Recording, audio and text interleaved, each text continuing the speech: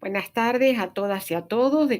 A good afternoon to you all. The informal meeting of the Commission for Social Development is called to order.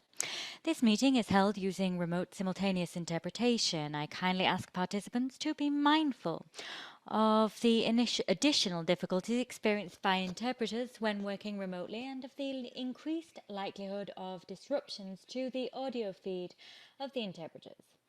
Participants may select their preferred language for interpretation or choose the none option to hear the original language of the speaker. Speakers will not be able to unmute their microphones or engage their video until given the floor. If you face audio or video issues during the meeting, please use the Restart All Lines button. This can be found above the microphone icon. Should the problem persist, please reload your browser. If you require technical support, you may also send a private message to the moderator of the platform.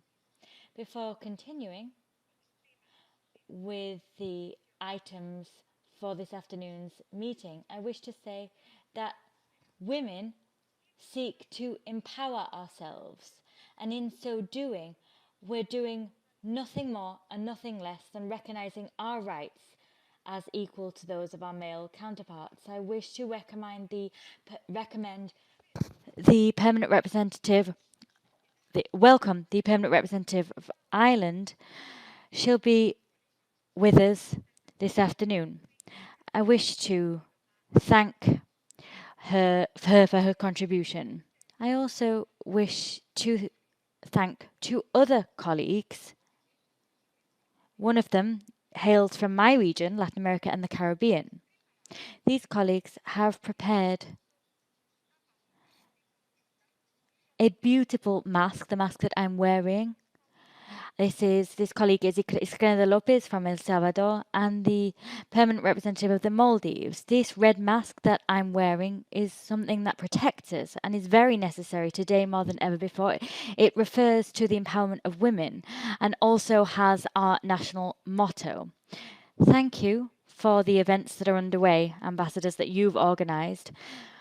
I'm in quite a big room in my embassy. My colleagues are with me, and in light of those two factors, I'm going to leave my mask on when I need to. I wish to say that I fully respect the ambassador's instructions in terms of wearing red. I have a red jumper and I have a red coat that I'm not actually wearing now, but I am respecting this instruction to wear red that I received from the ambassador. So thank you very much. We're going to now move to the consideration of our agenda and its sub-items 3A. Socially just transition towards social development, the role of digital technologies on social development and the well-being of all, and agenda item 3B, entitled Review of Relevant United Nations Plans and Programs of Action Pertaining to the Situation of Social Groups. Allow me to make a number of comments under this item. As several panelists have said in recent days, the pandemic speaks all languages and revealed the extent of human fragility. However, it also revealed the levels of inequality in the world, and our efforts to reduce social protection have hitherto proved erroneous as in the face of the pandemic. The pandemic has exacerbated inequalities, and we're running the risk of moving towards two parallel worlds, the world of those that have access to digital technologies and the world of those that don't enjoy that access. So we have this widening digital gap. As the ECLAC executive director said in this session, we must bear in mind who those most affected are, who those worst affected by the pandemic are, and who those that have come out on top are. We need to look at both of these groups and look at how one might help the other achieve better opportunities. We had the International Day of the Woman, the Girl and Science. I commend all the daily work of all female scientists for their daily work. It's crucial to guarantee access to digital technologies to empower all women and girls to ensure that they can enjoy real equality and real opportunities to access education, as well as a future where they can properly integrate into the labour market. Today we have with us representatives from the academic world, the private sector and civil society and governments. These representatives will help us to contemplate how we might look for solutions to ensure digital inclusion. It is a crucial responsibility of all states to implement inclusive policies in this regard, but we cannot achieve our goal of digital inclusion for all without involving other important stakeholders such as the private sector and civil society, among others, of course. I hope that we will enjoy a rich discussion with active audience participation. I'd like to recall the words of the President of the General Assembly when he opened the 59th session of the Commission on Social Development. The director underscored the need to have a new social contract where we tackle the causes of inequality and vulnerability to ultimately achieve Agenda 2030. To achieve Agenda 2030, we need to tackle the most pressing challenges of our time. These include the fight against hunger, abject poverty, and the fight for social inclusion. Our focus must always be on the needs of the most vulnerable among us.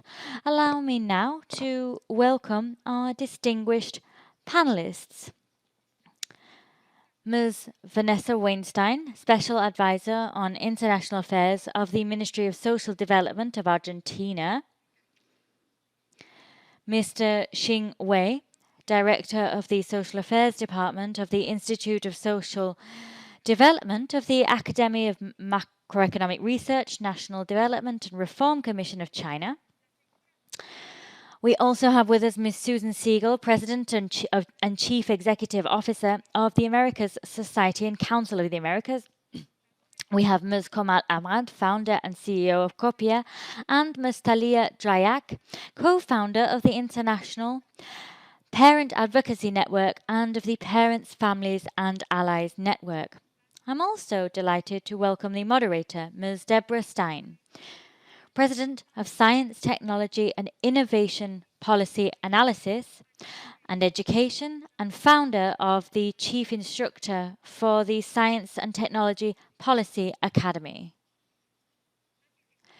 Before hearing from our panelists, I'm very pleased to welcome our distinguished keynote speaker, His Excellency Asmundur Dadi Einarsson, Minister of Social Affairs and Children of Iceland. Excellency, you have the floor.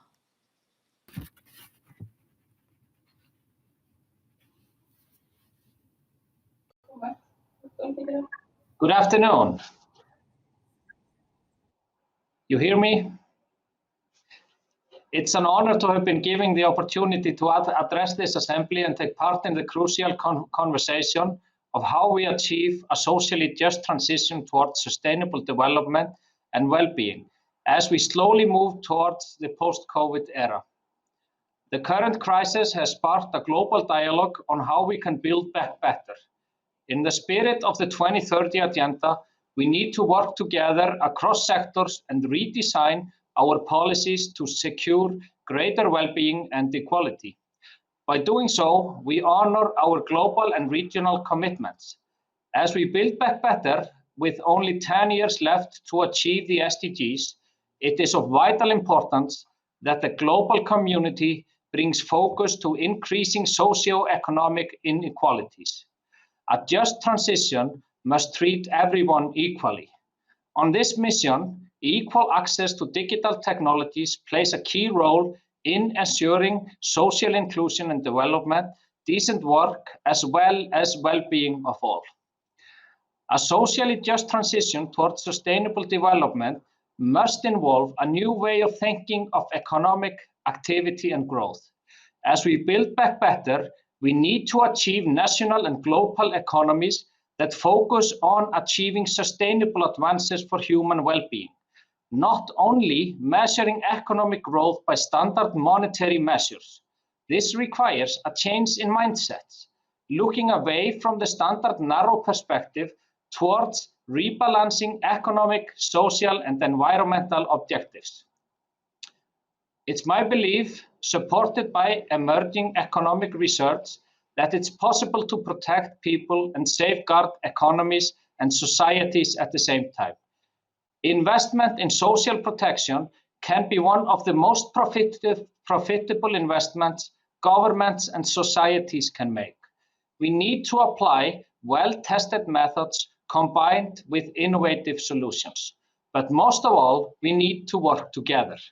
Governments cannot achieve a socially just transition towards sustainable development alone.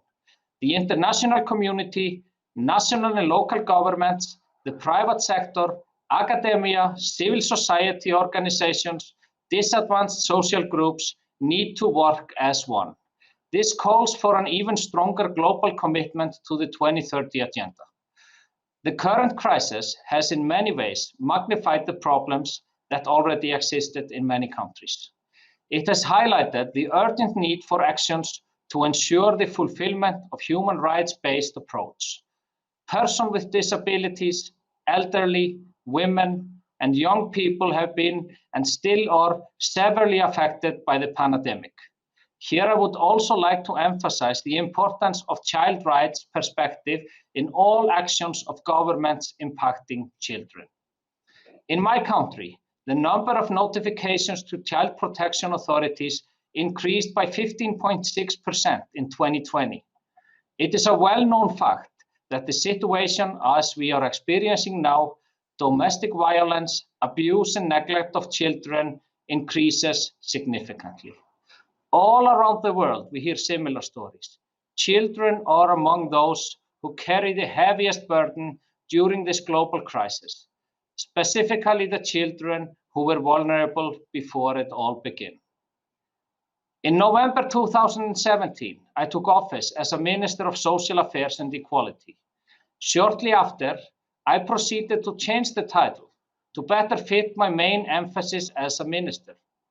From the beginning of 2019, I have been Minister of Social Affairs and Children, and it's a great honor to serve as the first Minister of Children in Iceland. Long before I took office, I had been passionate about making Iceland the best place in the world for children and had a vision of how we could make that happen. Iceland is in many ways already a great place for children. However, there were many parts of our social, health, and education systems that weren't working together efficiently enough. The child should always be the heart of the system, a system where different individuals work together to support and assist children and families from an early age. I've been working towards this goal ever since my first day in office, and hundreds of individuals, institutions, and organizations have contributed to this effort. In my view, this journey is above traditional politics and calls for the involvement of all parts of society. Adverse childhood experiences are a major factor in individuals' well-being in life. In a time of COVID restrictions, the likelihood of children having such experiences increases dramatically. The more adverse experiences occur in a child's life, the greater the likelihood of deviations from normal development and health. For the past 3 years, my ministry has been working on revolutionary legislation to improve children's well-being in Iceland by integrating and strengthening services for children and families. The objective is to reduce incidence of adverse experiences and improve children's resilience. The new bill requires significant economic investment by the government. While preparing this legislation, we hired a respected economist that used to be the main economist at the Icelandic Chamber of Commerce. His work was in cooperation to a team of economists to analyze the possible financial gain from integrating services for children and increasing the government's investment in social protection. According to the analysis, the economic gains from the new law will increase slowly at first, but increase rapidly as new generation of children enter the employment market, not to mention all the lives of children and families whose well-being and resilience will increase. The conclusion of the analysis revealed that enhanced service in the cause of children's well-being is a profitable long-term investment which could provide permanent economic gain in Iceland. Yes, integration of services in the cause of children's well-being is a profitable long-term investment. As a matter of fact, the result of the analysis projected that it could possibly be one of the most profitable investments the government has ever made. A socially just transition requires a patient, sustainable investment. It can yield a multiple increase in well-being as well as economic growth for national economies. But we must be ready to give the transition time and focus beyond narrow measures of economic growth in the short term. Investment in social equality calls for time and political commitment. In this address, I would like to put a strong emphasis on the importance of technology and political commitment for the international community to bridge the digital divide. Half of the world's population does not have access to the internet, nor benefit from new technologies.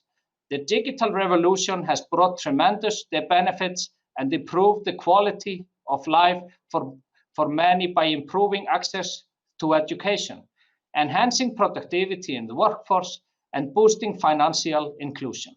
However, technological innovations are supported by political and economic investments.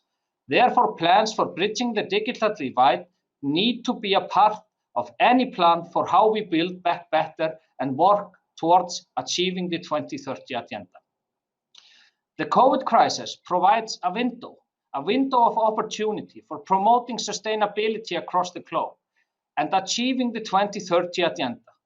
In order to achieve this goal and use our window of opportunity to create lasting change, we need to work together across the private and public sectors, national and local governments, adults and children alike. Yes, the transition is dependent on us all, and to remind us of that, I would like to close by sharing these wise words of Eleanor Roosevelt. Where after all do universal human rights begin? In small places, close to home, so close and so small that they cannot be seen on any maps of the world. Yet they are the world of the individual person, the neighborhood he lives in, the school or college he attends, the factory, farm, or office where he works.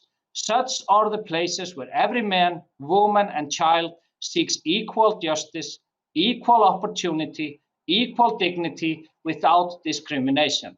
Unless these rights have meaning there, they have little meaning anywhere. Thank you very much.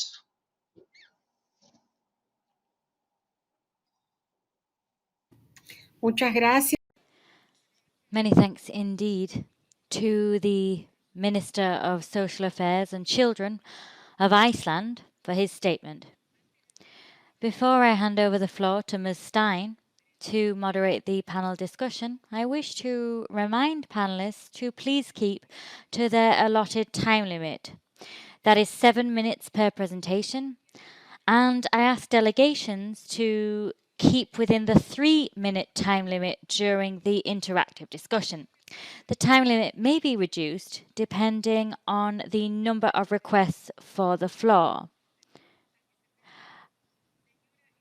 Ms. Stein, you have the floor. Thank you very much.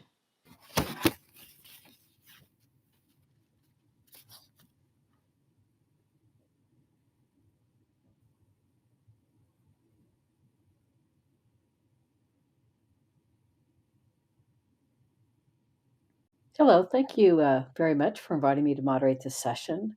I had the opportunity to participate in one of the workshops leading up to this activity and propose my own idea, which was to have international science and technology policy fellows who would focus on the Sustainable Development Goals.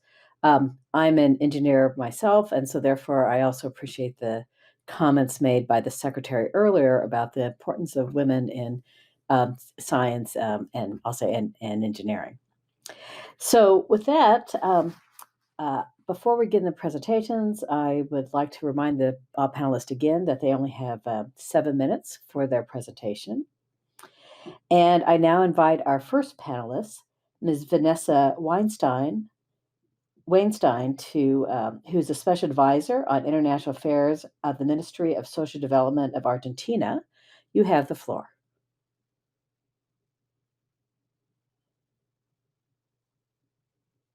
Señora Presidenta. Madam Chair of the Commission on Social Development, Ambassador Skeff, authorities here present, special guests, distinguished delegates, ladies and gentlemen, I am grateful to be able to participate in this distinguished panel as part of the Commission on Social Development convened by ECOSOC. And I do agree with what Ambassador Skeff said at the beginning, and I thank her for the way in which she steered our work. I extend particularly warm greetings to her. First of all, I am going to briefly discuss the general context in which all countries find ourselves as a result of the COVID-19 pandemic and the health crisis that's been unleashed. This health crisis has laid bare the deeply rooted inequalities which exist within our Latin American societies and indeed all societies at large. We have seen social fabric unravel at breakneck speed, and we've seen inequalities make themselves felt even more acutely. The pandemic has affected our labour market, our productive systems, our formal and informal economies, our economies in general, and the pandemic has called for more proactive and more efficient public policy. The COVID-19 pandemic can be labelled as something which has held us hostage in terms of forging ahead with social development. In Argentina, the state was faced with a double-edged problem. On the one hand, we had to control the transmission of the virus, strengthen our healthcare systems, and tackle the healthcare crisis. On the other front, we had to contain the socioeconomic effects of the crisis, marked by the decline in economic activity across almost all sectors. With that in mind, the Argentine government, working under a mandate of our president and alongside our Minister of Social Development, look to tackle the socio-economic and healthcare situation by halting economic decline through the enactment of a series of inclusive social policies. These were rapidly implemented. It's important to underscore at this juncture that prior to the pandemic, 8 million people, largely women and children, were beginning to receive food assistance through the food card that we have in Argentina. After only 3 months of the pandemic, this number had risen to 11 million. The food card was established as a payment solely for the purposes of healthy food. And it is an example of the tangible use of technology to strengthen social development. The state was looking to strengthen food sovereignty of all Argentine people with an expeditious, versatile and efficient solution which made it possible to increase the traceability of food consumption and look exactly at what families were eating. Digital technology facilitates access to education, social services, access to knowledge, and it broadens equality of access to opportunities without any discrimination on the basis of gender, for example. We are looking to increase digital access in the face of economic decline and in the face of uncertainty around the future. Digital access should not only be understood as a tool to resolve crises or emergencies of a scope such as that of COVID-19. We believe that digital inclusion and the access to ICTs, on the contrary, is a right which creates opportunities for citizenry as a whole. The digital gap is one of the facets of inequality in the 21st century, and the pandemic has made this clearer than ever before. Digital inclusion is one of the vital prerequisites for a solid new social contract. As citizens, we must develop this social contract, and we must do so also as countries and as a world. Technology can and must be seen as a path to emerge from poverty. We must also work to improve are partnerships and connectivity. Indeed, connectivity is increasing in Argentina, but there are still a vast number of families that cannot connect to the internet. For this reason, we've focused on the creation of digital hubs in canteens across the country so that the most vulnerable among us are able to access key digital technologies that they need to build vital skill sets. We are creating a series of mechanisms for millions of children and young people that previously were not connected to the internet. They were not able to follow an educational program because they had no access to remote learning tools. And now we're increasing that access. We are designing an ambitious, holistic plan which is an urban planning plan looking to improve the urban planning of many areas across the nation. And we have public policy in place that's in harmony with these urban planning initiatives to improve connectivity and digital access, because the access to ICTs and digital access as a whole is a human right. We wish to declare digital access and digital tools as global public goods. Technology is, and access to technology is one of the most efficient strategies we have to pull artisans out of poverty. We are emphasizing, we're working particularly with children and vulnerable people, elderly persons, to increase their digital access. A society with higher levels of educational attainment and a better information access is a society which is able to be less unequal, and a society in which everyone can access opportunities. Argentina is ready and willing to share our experiences with other countries in order to provide opportunities to all so that no one is left behind. We are bound by the conviction that it is those with fewest opportunities that must be at the heart of public policy and our collective endeavours to emerge from COVID-19. Thank you.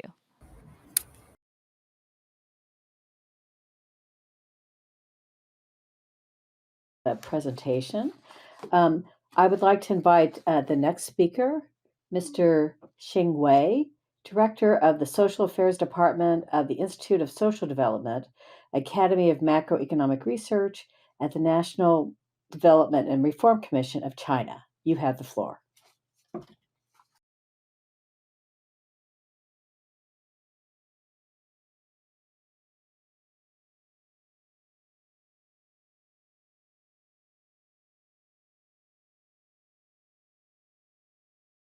The topic I want to share is the application of digital technologies for equal access to basic public services. Promoting equal access to basic public services is a major measure in adhering to the people-centered approach to improve people's livelihood and welfare. The digital economy is the direction for the future development of the world. Strengthening the development and application of digital technologies helps to better promote the coverage of basic public services, keep the floor in social services, and ensure equal enjoyment. It brings people a greater sense of gain, happiness, and security. It is more secure and sustainable. First of all, the application of digital technologies, or ADT, expands the supply of public service resources. Through digital transformation, public service resources will generate a host of internet hospitals, digital libraries, digital cultural centers, virtual museums, virtual sports venues, large-scale online open courses. The multiplying effect thus produced will augment the utilization and share reuse of quality services. ADT can better promote the openness and sharing of data information in the public service arena, promote the coordination and cooperation between the government and society, and improve the efficiency of data resource utilization. China has been actively promoting ICT development in public service entities such as schools, hospitals, elderly care institutions, public culture and sports facilities, and communities. China has been expanding the smart application of management and services through multiple technologies and models, including the internet, big data, and AI. The country has expanded the scope of services for education, healthcare, and care for the elderly and children, areas with more limited resources. It has also improved the matching between resource supply and demand, as well as the efficiency of unit resource utilization. Faced with the impact of COVID-19, China has launched the School Closing Without Class Suspension program by opening national network cloud platforms for primary and middle schools to facilitate students' home study, a move which has been widely recognized and accepted by the whole society. Secondly, ADT helps bring the benefit of public services to all in a balanced manner. ADT for integrated network development can effectively address the unbalanced allocation of public services resources between urban and rural areas through information technologies. Rural and poverty-stricken areas can also share the quality public service resources in cities and developed areas. China actively promotes the construction of internet infrastructure through universal telecommunication services, dedicated education networks, village information access projects, and other means. The country promotes the enjoyment of convenient and efficient digital public services in remote rural areas. Meanwhile, it encourages the establishment of a remote online service system and a training system for grassroots practitioners targeting grassroots, underdeveloped, and remote areas with high-level education, high-level public service institutions at the core. This helps network-based poverty alleviation in education, medical health, and elderly care. The promotion of deep integration of online and offline public services expands service content and coverage. The number of online education users in China has reached 342 million. Essentially, all schools in the country have achieved full internet coverage, with the connectivity rate of 99.7% for primary and middle schools nationwide, out of which 98.7% of the schools have an export bandwidth of 100 megabytes. This has effectively promoted equity and education. The number of online medical users in China has reached 215 million, accounting for 21.7% of the total netizen population. With COVID-19, the advantages of online medical care stand out even more. Across the country, there are more than 900 internet hospitals. The telemedicine collaboration network covers all prefecture cities. More than 5,500 hospitals at the secondary level and above provide online education. And finally, ADT improves the quality of public service supply. The development of digital technologies has fostered and strengthened new products and new business models for public services. A new generation of information technologies such as new data, big data, cloud computing, AT, and the Internet of Things are applied in an integrated manner in public services. New wearable devices, smart terminals, service robots, online service platforms, virtual reality and augmented reality, and other products and services continue to emerge. China is actively deploying new digital infrastructure in telemedicine, online education, and smart elderly care, among others. It is accelerating 5G application pilots to empower smart public service applications. In addition, to adapt to the ICT development trend, the country promotes the integration of basic public services with new technologies such as the Internet and big data, promotes the cross-sectoral and interdisciplinary integration and sharing of basic public services and resources, and provides strong support for continuing to improve the convenience and accessibility of basic public services. Currently, China is engaged in the construction of digital smart communities using advanced technologies such as the Internet of Things, blockchain, big data, cloud computing, and AI. It aims to improve and upgrade the community public service functions and advance the comprehensive development and information resource integration of various public services such as the Internet plus elderly care, childcare, and medical care in urban and rural communities. It's also speeding up the upgrading and transformation of smart community public service facilities and equipment while promoting the transformation of community services from passive supply to active delivery. China is using AI and big data to expand demand profiling, personalized customization, and using 5G, the Internet of Things, and others to improve residents' quality of life. That concludes my remarks, and I look forward to hearing your exchange and discussion. Thank you.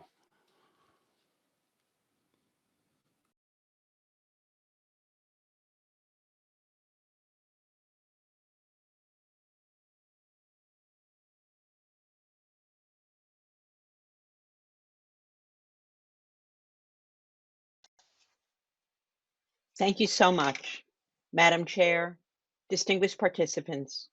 I would like to thank the United Nations Commission for Social Development for inviting me to be a part of this panel, and especially Ambassador Maria del Carmen Schneff, Permanent Representative of Argentina to the United Nations. In Latin America, COVID-19 has highlighted and exacerbated many of the challenges women face today in the workforce. I want to highlight some of the numbers about the gender gap that need to be taken into consideration while thinking about the economic recovery and planning next steps. I firmly believe that there is a need to expand technology in the region and that will play a major role in driving recovery by boosting recovery.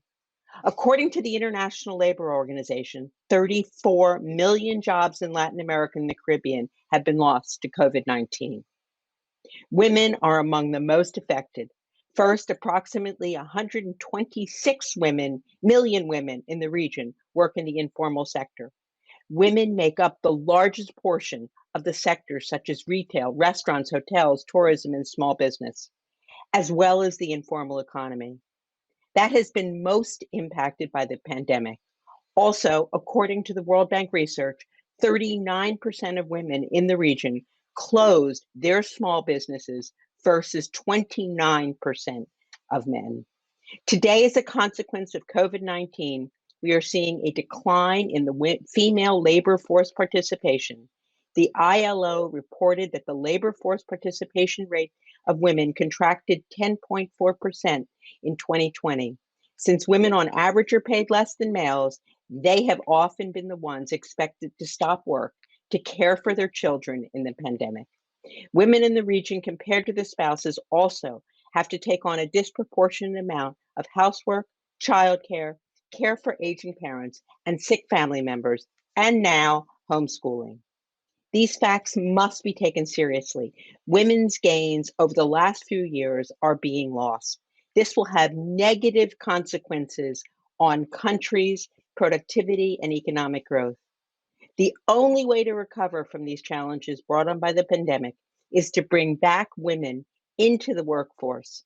Economic growth can simply not sustain itself when half the population isn't a participant. To be more specific, McKinsey estimates that Latin America could boost GDP by 14% over the next 5 years by better incorporating women into the workforce. Imagine the tremendous impact that would have. This is an issue that predates the pandemic. In 2018, just 52% of women participated in Latin America and Caribbean labor force versus 77% of all men. This is even a bigger problem today in social development. Access to technology. The result of COVID-19 is that we all live in a virtual world. Much of education today is in the virtual world. But if there is no connectivity, no broadband, no infrastructure for access to tech, if schools aren't giving out devices or laptops and children can't go to school, there is simply no advancement. For social development to happen, tech is at the very core. This is affecting young women, young people and women, but it really affects everyone. You need technology for education, and you need education to prepare young people to enter the workforce. You need the infrastructure that enables the technology to make that happen. If not, children at home and women are taking a huge step backwards in the future and in social development. The first thing we need to do is create the infrastructure so people have access to technology. Another barrier that women face is access to finance.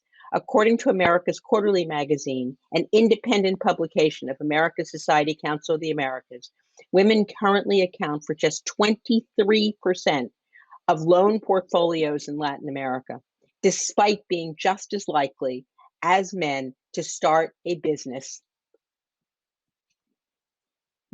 What do we do with these alarming numbers? Governments and the private sector need to work together to address these challenges. We need to ensure that women come back to the workforce, not only to recover from COVID, but to advance the agenda and get even more women into the workforce. And this includes education for both existing workforce and adults that haven't been able to enter the workforce, and for youth. We can do this in a variety of ways. The public sector should have a specific policy of working with the private sector on job training and creation. This includes education for both the existing workforce and young people. The private sector should take a larger role on the tech front to train more women to do teleservices, coding, and other technology spaces. Incentives should be created to ensure that companies hire and train more women. They need to create an environment where employees can work from home or remote locations.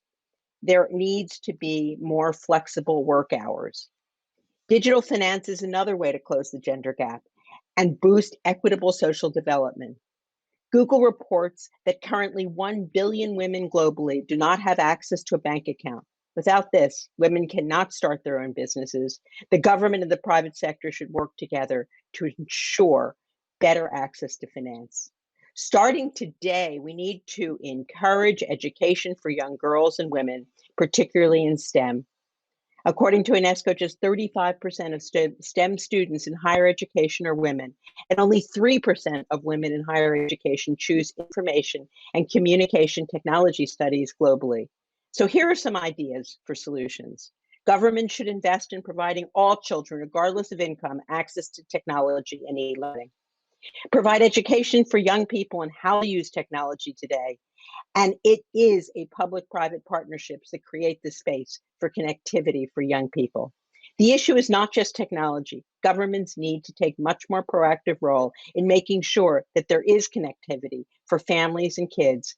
If there isn't, how can they study and learn remotely? And women can't work remotely either.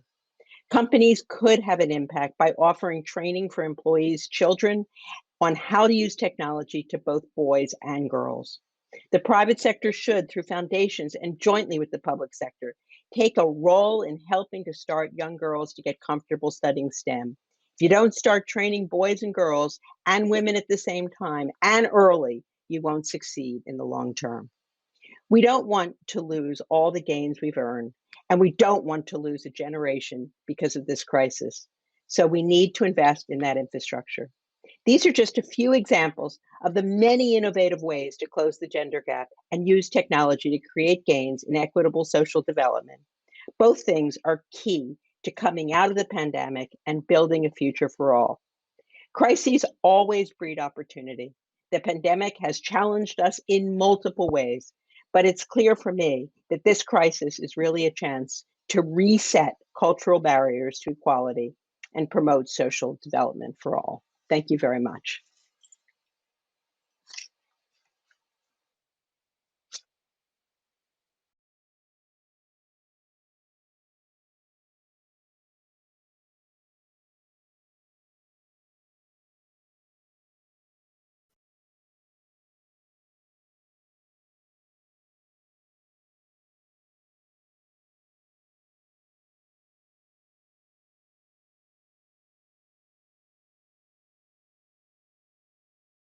Divide exacerbates existing inequalities.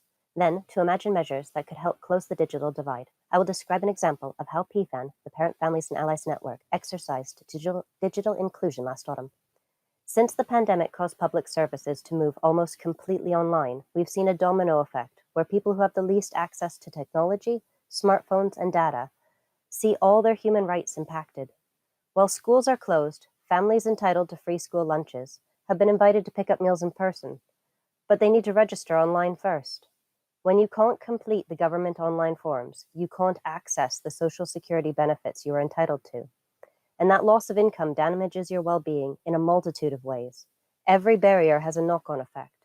One mother used to go online through a Wi-Fi hotspot at her job, but during the pandemic, she has no way to go online, and that stopped her attending substance abuse support groups. Not attending that group means that she can't fulfill the conditions set for her to have contact with her children. Her social worker never thought to ask if she could afford data or if she had access to a device to attend the substance abuse group once it went online. Meanwhile, the mother's too ashamed to ask for help. Everything that keeps you afloat is online. When you can't access it, it bumps up your child protection rating and amplifies the challenges that families are facing. Even well-designed policies become meaningless if people in poverty can't access the tools to enforce the policy or hold the system accountable. The same is true with the family court system. Since the pandemic began, most of the hearings are held remotely via video conferencing. Parents without smartphone or data are the least able to access legal advice. These parents also struggle to access and print the documents about their court cases or complete the assignments that are set for them. These are serious documents that can have forever effects on the judgments about their children's lives. Without the first access point, the door to all other access points slams shut, and the most vulnerable people end up being made even more vulnerable. In PFAN's research, Parents in Poverty told us that the shift from the physical courtrooms to the virtual ones created a host of problems. There were many technical problems and distracting noises in the background, such as screeching, constant feedback, even dogs barking. When you can only connect by phone, you can't consult the documents that are being shown on screen. And without being able to see faces, it's hard to tell who's speaking. At a virtual distance, you feel even less able to understand, and you feel traumatized. You are less supported, and you have less access to the services that could help. This loss of human contact involved in going virtual is making it harder for families to process the decisions affecting the custody of their children. Their hearts are being broken, and they feel powerless. Last fall, PFAN organized research to consult many of the parents in order to understand their experiences. We invited parents to contact us by telephone or email. Most of the 53 parents who responded sent text messages because internet wasn't their first port of call. We then provided vouchers for them to purchase data to take part in focus groups. When they joined us by video conference, most used telephones. We had wobbly hand images. Their internet connections were weak. We could see only on video call what was limited by the narrow size of their telephone screen. We wanted to gather their stories to find a better way forward, a do-no-harms approach to research. Our goal was for them to not feel discarded, used, or abandoned. We wanted them to feel valued. To that end, we had to offer these parents as much time and patience as possible.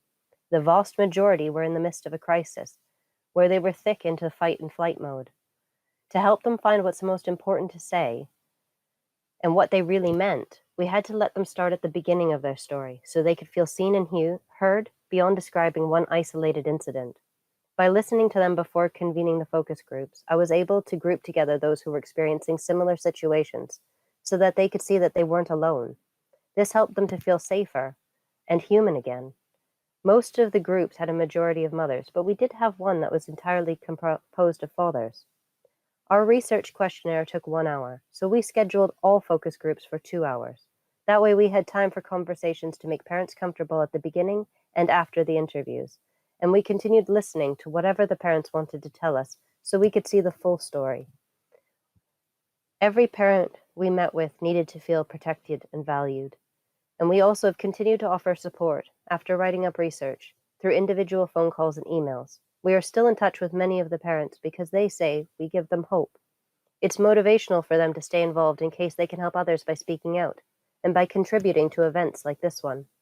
It is my privilege to lift up the voices of parents coping with a lot of pain and trauma. We need a system that justly and holistically helps families to overcome challenges and hurdles that they're facing. Thank you.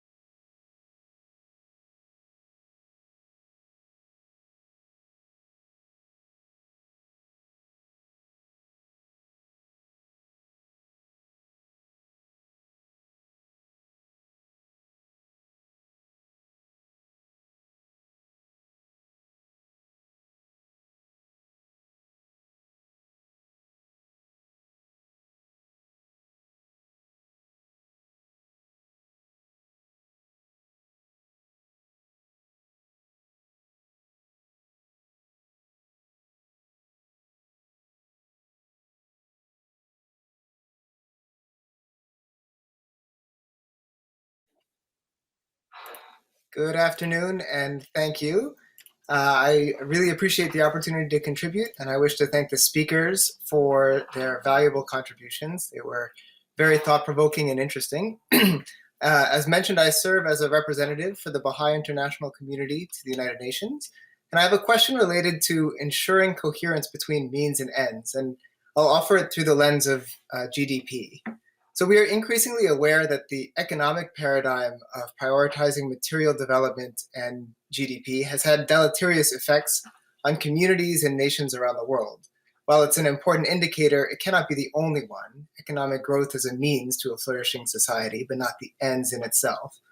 Likewise, internet access is a means to participation, health, education, and other elements, and is therefore indeed vital.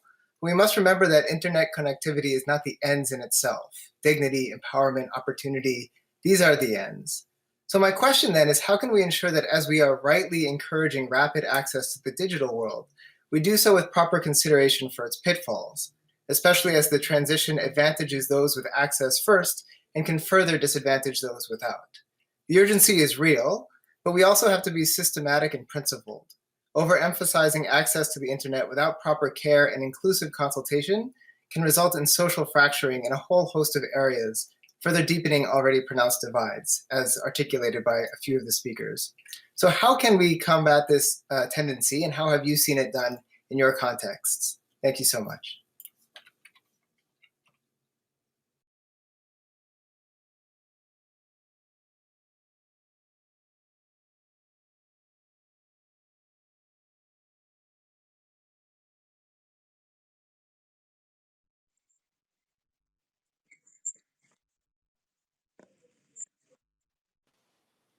Many thanks indeed, Madam Moderator.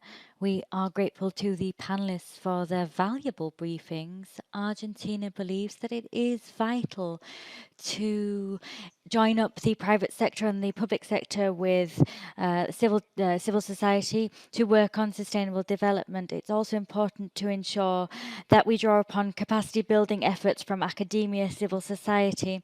When it comes to bolstering access to ICTs, Argentina last September presented the National Plan for Connectivity. Its goal is to reduce the digital gap as quickly as possible through the effective use of physical telecommunication infrastructure that we also have at a regional and national level. We're looking to develop a third satellite in Argentina, and we're looking to update the federal fiber optic network to improve interconnectivity or connectivity. We already have 2 satellites that provide telecommunication services across the Latin American region. We also have enforced the Wi-Fi network plan under our digital country plan. It provides for the digital access and internet connectivity of all citizens. It provides free access to internet to all in public spaces and offices. When it comes to achieving Sustainable Development Goal 11, the national government is championing the Smart Societies program. This program promotes an integrated, sustainable model of citizenship where we foster digital access and the access to the most public services possible through digital means. And we're looking to ensure that this saves time and increases efficient access to bureaucracy for all citizens. We have 78 countries in an international partnership which promotes the transparency in bureaucracy and citizen participation. We have presided this this meeting on a number of occasions. Thank you.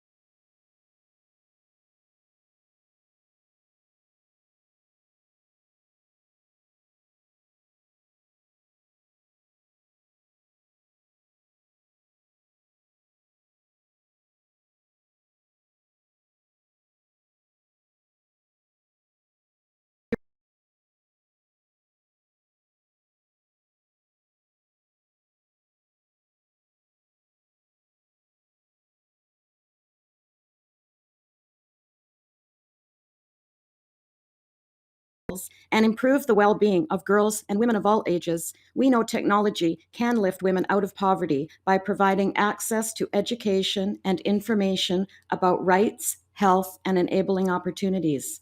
However, we also know that digital technologies have become tools to perpetuate gender-based discrimination and violence. For example, according to the UN 2020 Global Trafficking Report released in February, internet-based trafficking has become increasingly varied, with traffickers using communications platforms to exploit women and girls throughout the world. There are also reports of criminal organizations making use of the dark web to expand their networks.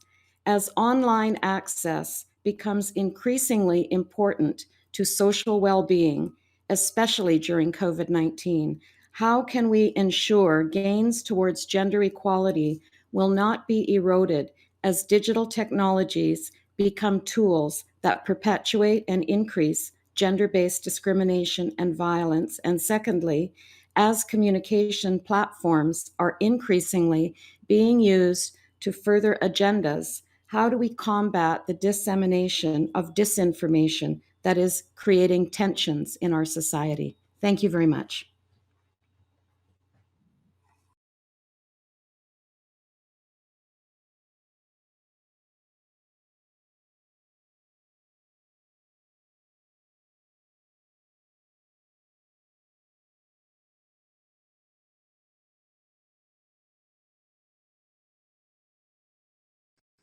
Thank you so much. I very much appreciate it. Your Excellencies, distinguished delegates and guests, ladies and gentlemen, thank you for inviting me to speak today. I am excited and humbled to be among such great minds tackling the world's most pressing crises of our time. My name is Komal Lameth. I am the president and founder of Copia, a technology company solving the world's dumbest problem. We prevent food waste by incentivizing food producers and businesses to do what's good for their bottom line and what's right for their communities and the planet. Copia recovers and redistributes high-quality food and rapidly delivers it to feed those in need. We are on track to feed 5 million people this year with gourmet food that would have otherwise been wasted. To put that in perspective, that's the equivalent of feeding the entire population of New Zealand. Shout out to New Zealand. Before COVID-19 began, hunger was prevalent, not just in the poorest nations, but also in the wealthiest. The World Food Program expects the number of food insecure people to double from 135 million to nearly 300 million people. With the pandemic, the global pangs of hunger grow louder, threatening to reverse decades of progress. Meanwhile, over 40% of the food that we produce goes straight to landfills. We waste 3 times more food than needed to end world hunger. The stark reality is exactly what makes this one of the world's dumbest problems. It's not a lack of resources. It's the inequitable distribution of them. Hunger is not a scarcity problem. It's a logistics problem. Many still lack access to technology, especially those most affected by the pandemic. And that's why Copia is bridging the gap between those with technology and those without. We shortcut lengthy processes for hungry people to get food and directly connect both sides of the market. Reducing food waste and feeding hungry people is smarter and faster than ever before with Copia. Businesses request pickups of their surplus food with a few taps on their phones and have it matched and safely delivered to nonprofits in need. On average, first tap to delivery takes 26 minutes or less. Copia also provides its partners data and analytics to reduce their food waste and CO2 emissions, while unlocking millions of dollars in tax incentives and cost savings. We've helped businesses and nonprofits save over $21 million to date. The time has come to apply this common sense solution globally. The time has come for humanitarianism to benefit from modern technology. The scalability of our technology was put to the test as Copia went from responding to everyday hunger to the devastating California wildfires, and now to the worst pandemic in over a century. Over 46% more Americans are going hungry because of COVID. Businesses and restaurants closed, meaning supply of food screeched to a halt. But people still needed to eat. So we raised philanthropic capital to begin employing local restaurants devastated by the economic impacts of the pandemic. And we helped them revive their kitchens to make thousands of meals daily. We re-engineered our technology and reconfigured our logistics solutions to deliver high-quality restaurant meals directly to the doorsteps of those who are most vulnerable and at risk to COVID. This new iteration of our technology drove the distribution of an additional 500,000 meals in 3 cities alone. In doing so, we engineered the critical linchpin for real-time food distribution during natural disasters and global pandemics. And the potential for Copia goes beyond just redistributing food. Food, after all, is the most perishable and difficult thing to move. We've developed the right technology and now are using the same types of sophisticated algorithms and logistics partners to explore redistributing vaccines, medical supplies, clothing, whatever is needed. Because remember, it is not a lack of resources, it is an inequitable distribution of them. After spending my entire adult life searching for an effective solution to hunger and food waste, I am here before you today to share that there isn't an all-encompassing, one-size-fits-all solution, and there never will be. The digital and logistical infrastructure we've established in San Francisco will be different than the ones required in St. Petersburg, in Sydney, and even in Seoul. But at the core of these infrastructures lies local businesses, organizations, and governments primed to take action in their own communities. Through Copia, we can accelerate the fusion between top-down and grassroots efforts. So what will it take for your community to ignite their own change? First is an evolution in our collective mindset. While there is no quick fix to end hunger, there is more than enough food to go around. Whatever resources your country has available is enough to spark progress today. Second is customizing solutions to direct the right resources to the right people. That's Copia's bread and butter. Our technical infrastructure and operating model can be customized to fit any city or country. We can ignite the micro movements that make the macro movements possible. But a successful global recovery from this pandemic depends on international cooperation. It means getting governments, industries, and organizations across the globe to buy in. Doing the right thing here also drives financial gains. Fixing food waste is a $2.5 trillion opportunity. And for us to tap into this opportunity, policymakers must enact legislation that requires companies to take action against food waste and invest in more sustainable practices. Countries like France and Italy have made food waste illegal, imposing massive fines on throwing away or destroying unsold food.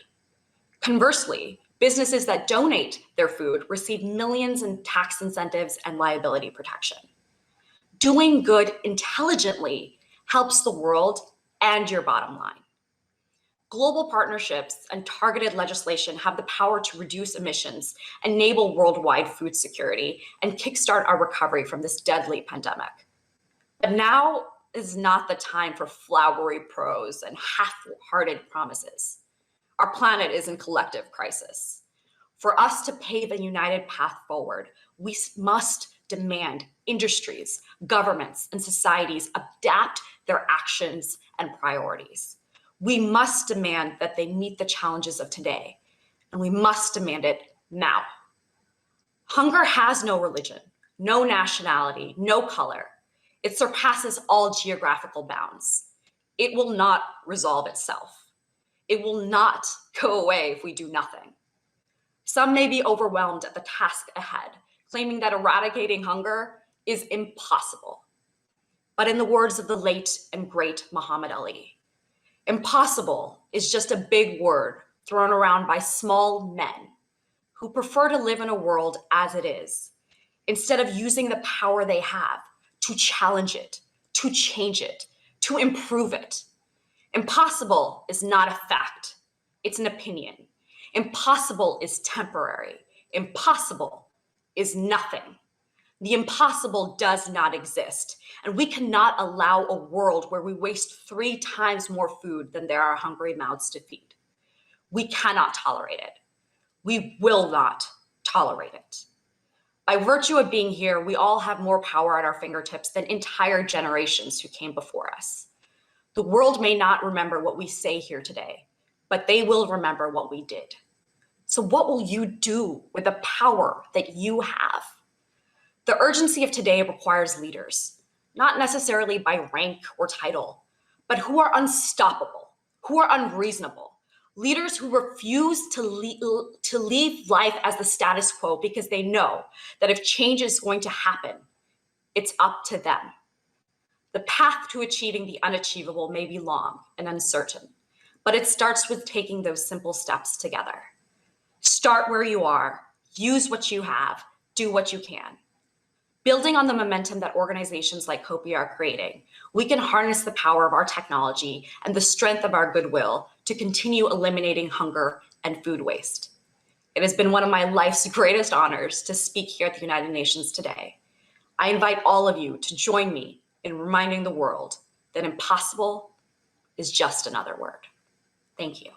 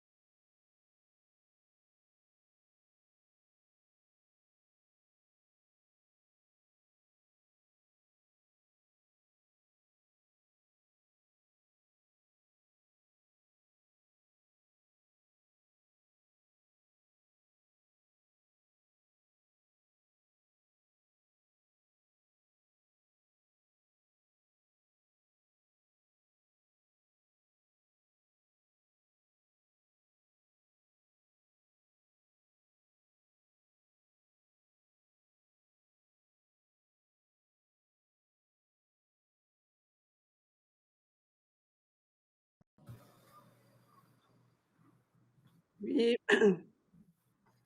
Bonjour, je suis. Good afternoon. I'm the representative of Senegal. Can I go ahead?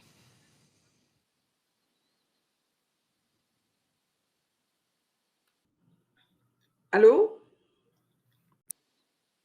Hello, can you hear me? Allô?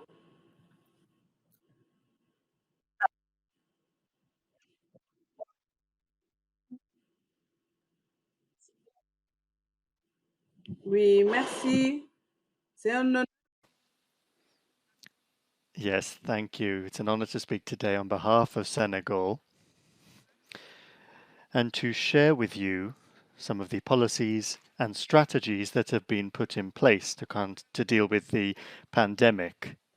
Senegal has spent 69 billion on buying foodstuffs for household assistance, and this is in the light of its mission to promote just and equitable living conditions for all men and women so that they can meet their social and basic needs.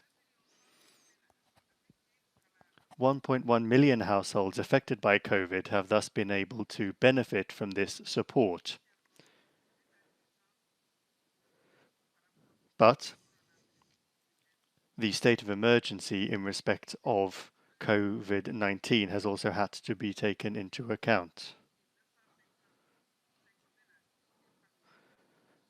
A large number of households from affected families were able to be provided with assistance. 100,000 other households, in specific vulnerable groups, such as persons with disabilities and those with social equal opportunities cards, as well as households that enjoy a family support benefit payment were also able to be provided with assistance.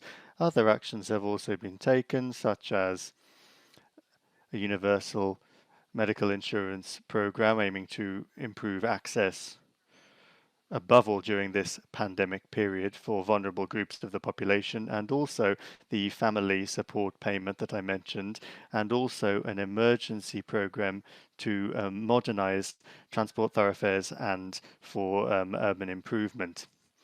There is also a program which aims to reduce inequalities in access to infrastructure and sanitation and to smooth out disparities that exist between urban and rural areas. There's also an emergency development program which aims to improve the living standards of those people who are also supported, making sure that they are supported in the face of social inequalities through sustainable access to social infrastructure and also basic services, in particular when it comes to contributing to the development of the beneficiary areas. On the institutional front, we are moving towards developing a national strategy for the promotion of social equity and also finalizing a single national register which will go from some 500,000 to 1.1 million households. We also plan to put in place a follow-up mechanism with a decentralized office from the Ministry for Community Development to measure the impact of the use of food kits with a view to improving that service. That's Senegal's report that I've just given on all of the initiatives taken during the COVID period. Thank you.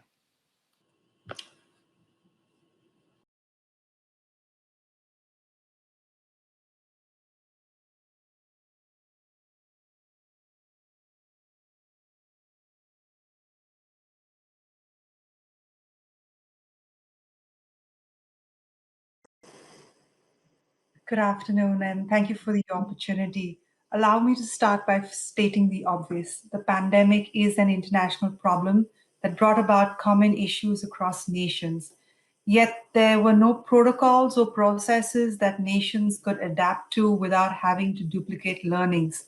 This is a recurring problem as resistance is the norm, with nations now fearing dilution of their sovereignty. My question is simple. What can be done at an international policy level to help in transparency and data sharing, to help nations learn from the actions of each other? Thank you.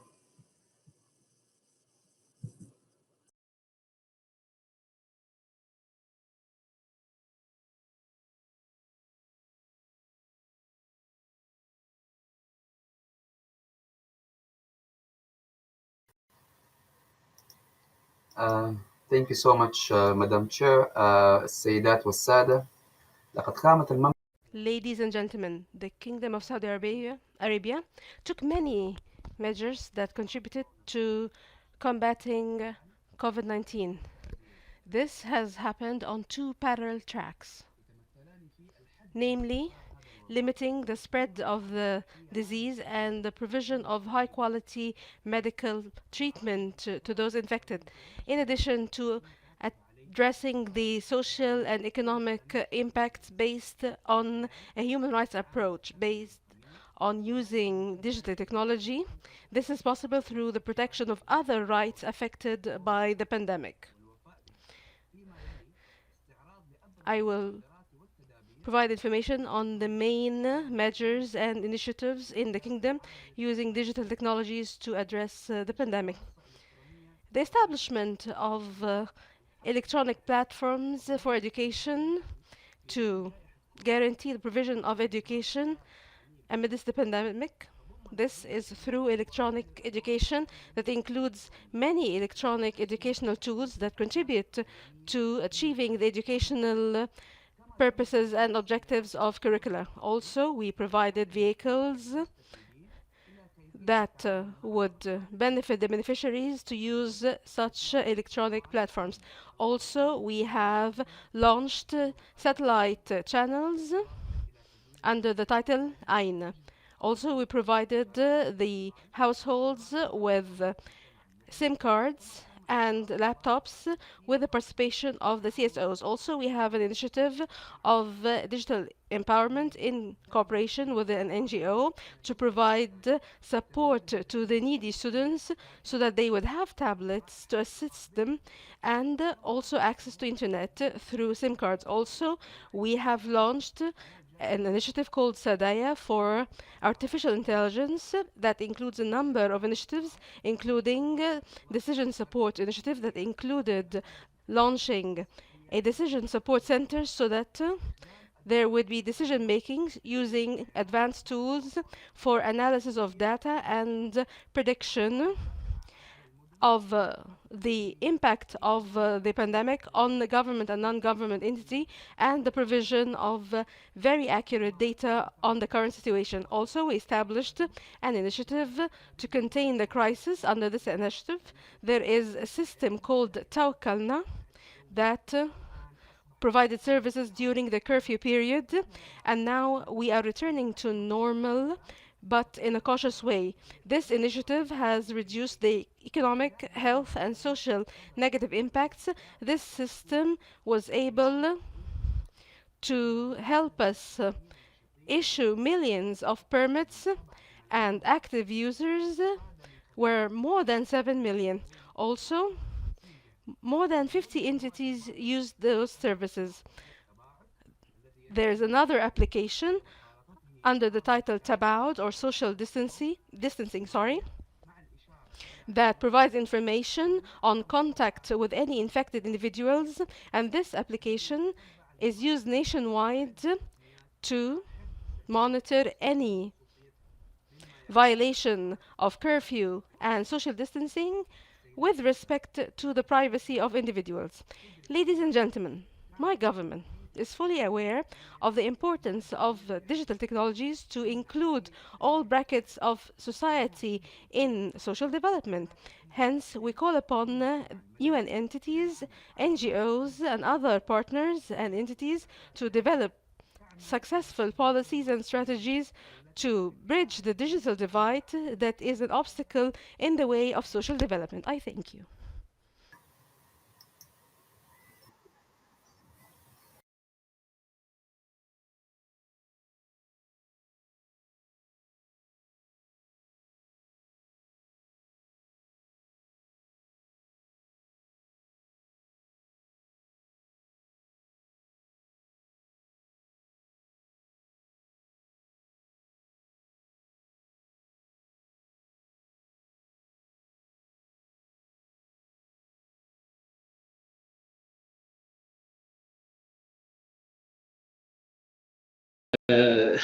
Thanks for excellent, all the excellent panelists and the good comments that came from different with different approaches. There's nothing special that I would like to comment on, just to emphasize what I said earlier about the importance of everyone working together. The governments, local and the national governments, private and public sectors, NGOs, and everyone that can, everybody has to work together, and it's the governments are responsible to lead that path forward, and that is my comment, and I am especially after hearing the questions and the comments that I'm more I am more it's proven more than it was before that how important that is. Otherwise, I would just like to thank you for being able to speak here today on this important event.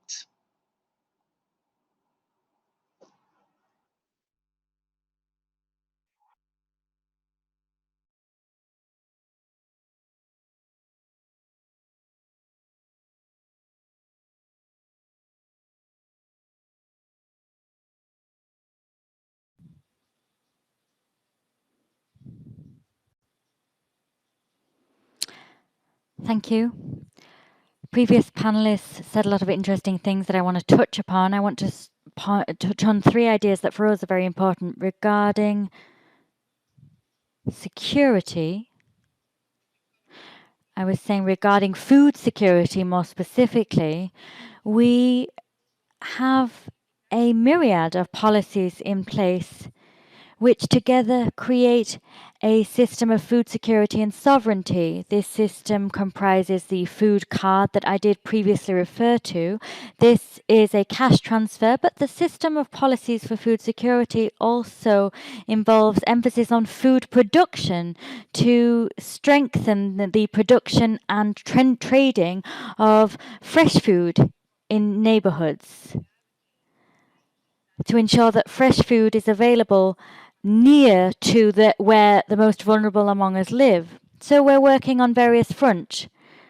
We have the food card, food production efforts, and where food production is concerned, we're focusing on meat products, dairy products, and fruit and vegetable, and making them available. I did have a slide prepared to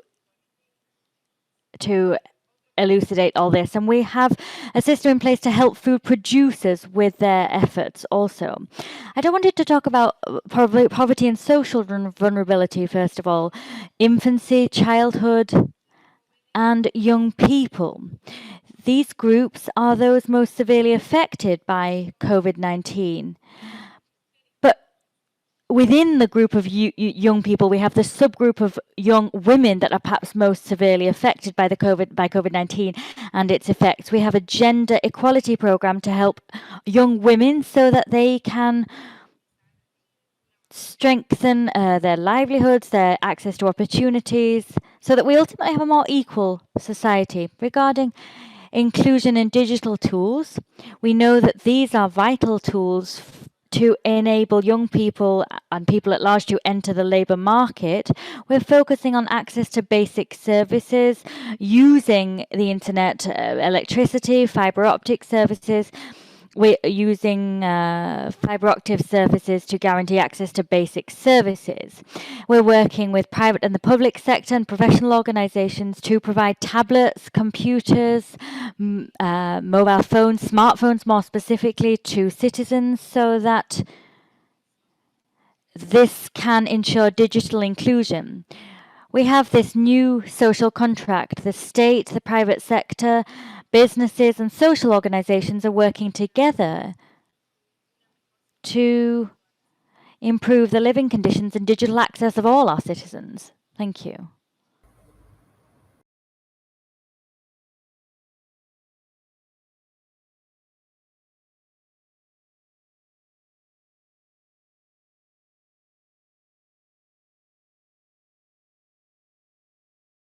Thank you very much. This has been an incredibly interesting conversation and a very diverse conversation. And it shows, in my opinion, the opportunity and the innovation and possibilities out there. But it also highlights the challenges.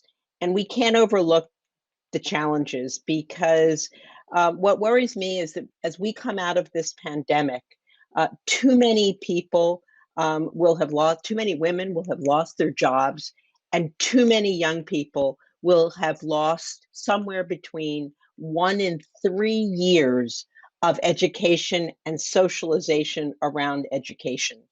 And that will have an incredible impact on social development. And I was really happy to hear the participant on our panel talk about food, because one of the challenges I think that she mentioned is you can't educate on empty stomachs. Children have to also have nutrition to be able to learn. So I think there are so many opportunities and so many challenges, and we need to support women, we need to support children, and we need to support the tools to create education so we don't lose a decade and we don't lose children and women into a system where they will never emerge.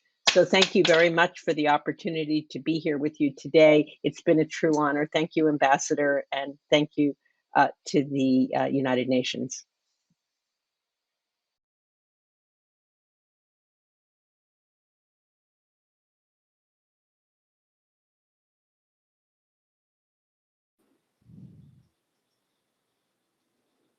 Yes, many thanks indeed to you, moderator. I'd like to hear your point of view on this issue. I have two questions. One for the moderator. I'd like to know your opinion on the back of your wealth of professional experience in general. And I have a very specific question for the woman from Kopje, Madame Sahmal Ahman. Could you talk about some of the regions in which you are applying your experience and in which you're staging the initiative that you so clearly outlined? Thank you.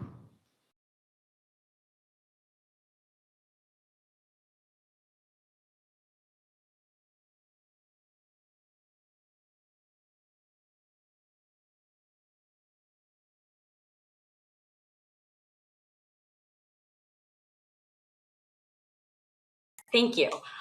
So we operate across 270 plus cities in North America. So we operate in the United States and in Canada.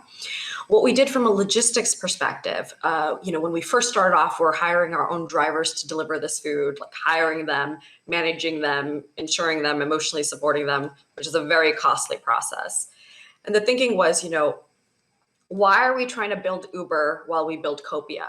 Why not piggyback off of this pre-existing logistics infrastructure to help accelerate this solution, not only nationally, but globally? And so that's what we've done. We've tapped into the largest food logistics provider here in North America, which is DoorDash. And we've created what is an API integration, which is a fancy way of saying that when a business requests a pickup of their excess food, it hits our API, which then hits their API, which then dispatches a driver nearly anywhere in the country. And so this is how, on average, less than 26 minutes, a driver shows up and takes this food directly to the nonprofit. So this allows us to be geographically agnostic. It allows the food to move incredibly quickly, and it allows us to scale very efficiently. Feel free to ask any other further questions. I'm happy to share.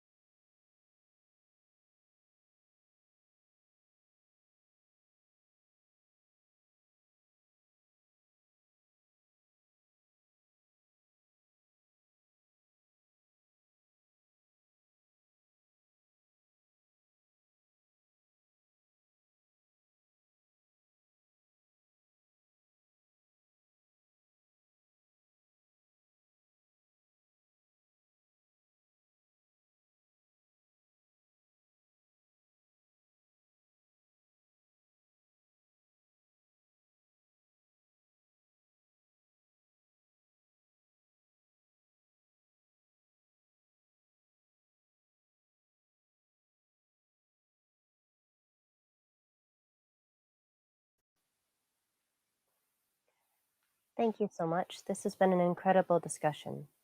What is worrisome to me as I hear about the vast gaps in food inequality, digital inequality, gender inequality, and financial inequality is that we may further commit injustice and trample human rights as we potentially place blame on those who are most heavily impacted by poverty and inequality. We must ensure that we are offering support and finding ways that uphold human rights and keep our families and our communities intact. Our children who have most heavily been affected and impacted by this pandemic must have their right to family life as well as their right to education and food and all of their human rights protected. But they need support, and families will need support, and parents will need support, and we must not look at them in isolation, but as a whole unit. Thank you so much.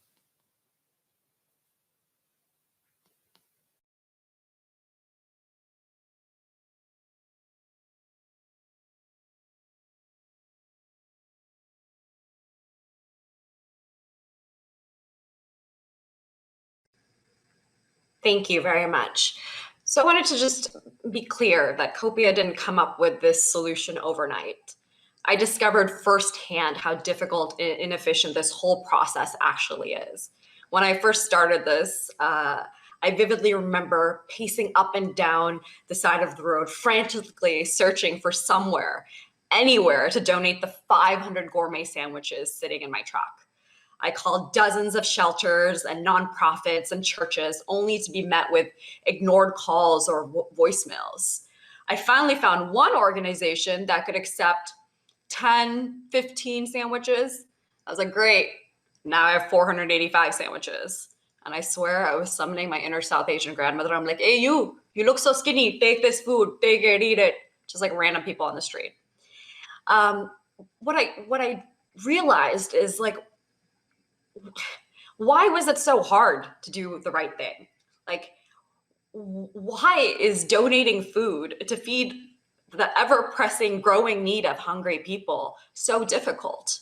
Like, how much easier could this be if we if we created a platform that allowed people who have excess food to say, hey, we have excess food, and those in need of food could say, hey, we could use that food. And we match these two people, clear the marketplace, and solve a real problem for both of them. And so that's exactly what we've built at Copia. And my goal is to make Copia the most intelligent and effective platform for the redistribution of surplus resources.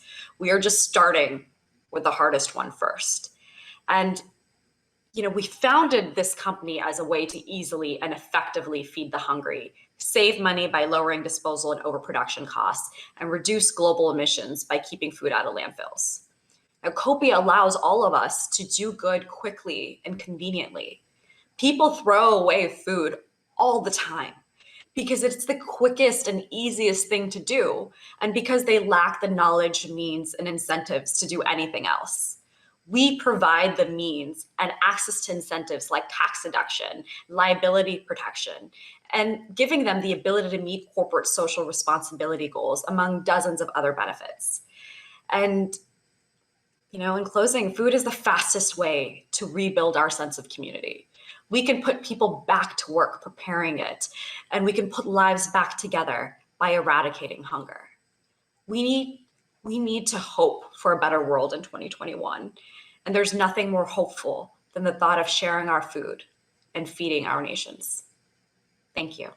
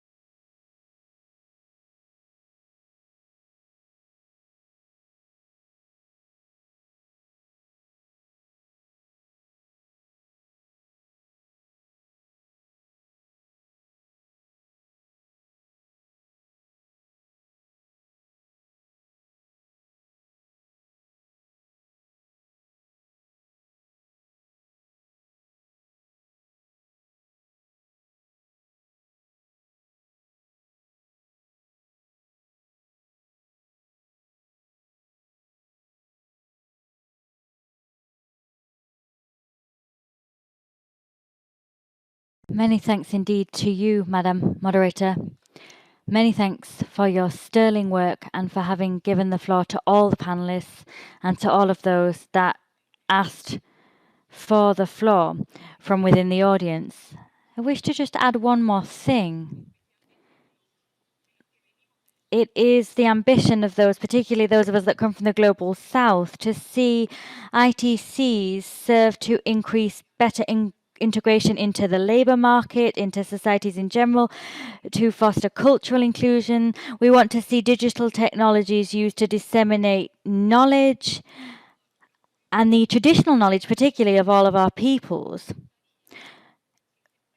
Candidly speaking, we'd like work to be created, livelihoods to be remodeled, so that people can protect their livelihoods. We don't want to see people just be plunged into poverty and move into the margins of society. And digital technologies can be used here. We don't want to see food waste. We want to make use of remaining food. So we can do this indeed. And the FAO's been saying that for year after year. We need to make better use of the food that's thrown away. That is one of the solutions for global hunger. That is. And to say that that can't solve global hunger is pessimistic. And I say that as someone from the global south. We can use food waste to solve the global problem of hunger. What we can do within the United Nations is build a better world, a world in which each and every one of us feels like a person with dignity, a person able to earn their daily bread. Everyone needs to feel that they're able to provide for their family, that they can command the respect of those around them, wherever they may come from. So many thanks indeed to all the panelists. Many thanks to all of you for all of your statements. Our exchange has been a very rich one.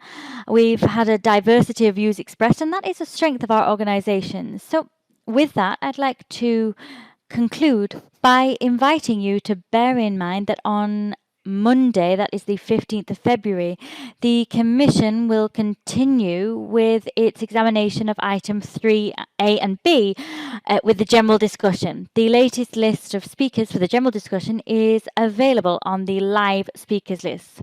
With that, I adjourn the meeting. Many thanks to you all.